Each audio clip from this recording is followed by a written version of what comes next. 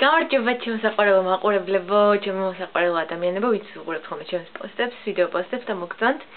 აი ჩემი პირველი ვიდეო პოსტი ბერლინიდან, უკვე რამდენი ხანი აღარ ჩამიწერია ვიდეო პოსტები და დღეს უცებ ესე დილით გადავწყვიტე, რომ მეთქი უკვე დროა დავენახო ჩემს მაყურებელს და ჩემსაყვარელ ბლოგერებს. მოკლედ თითქმის 3 კვირაა უკვე რაც ბერლინში ვარ. და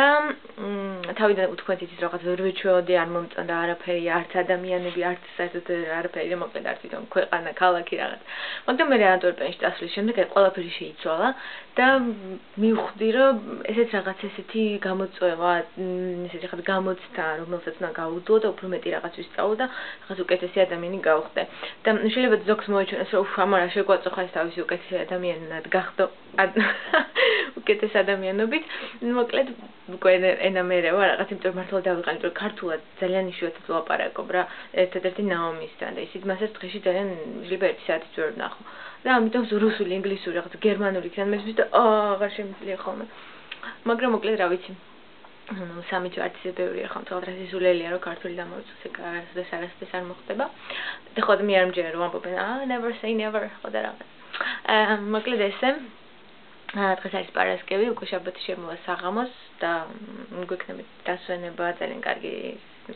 სადილი, ყველაფერი რაღაც შეხვედრა ადამიანებთან. მოკლედ სიმართლეს თქვა ბევრი არაფერი მოგვცა თქმელი, უბრალოდ მინდოდა ესე მე თქვა hello, ხოდა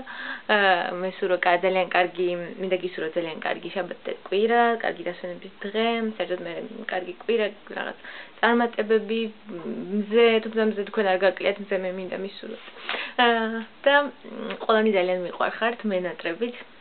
ზოგი ისეთი ადამიანები ვისაც არ ვიცნობ, ესეც კი მიყვარს და მენატრება. დიდი მადლობა რომელიც შემოდიხართ ხოლმე ჩემს ბლოგზე და მიწერთ კომენტარებს და გაინტერესებთ ჩემი ცხოვრება როგორ მიდის ამ ცი ქვეყანაში.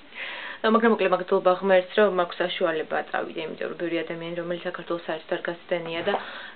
ძალიან დიდი სურვილი აქვს სწავლის, კიდევ რა ვიცი, სამუშაობის ბევრი რაღაცის და ზოგჯერ ეს ადამიანი დავშით მე წავედი რაღაცა ხან წუწუნება არ ვაფასებ და ამ დროს მართლა უნდა ვაფასებ და იმიტომ რომ რაც ხდება ყველაფერი ყოველთვის უკეთესობისკენ.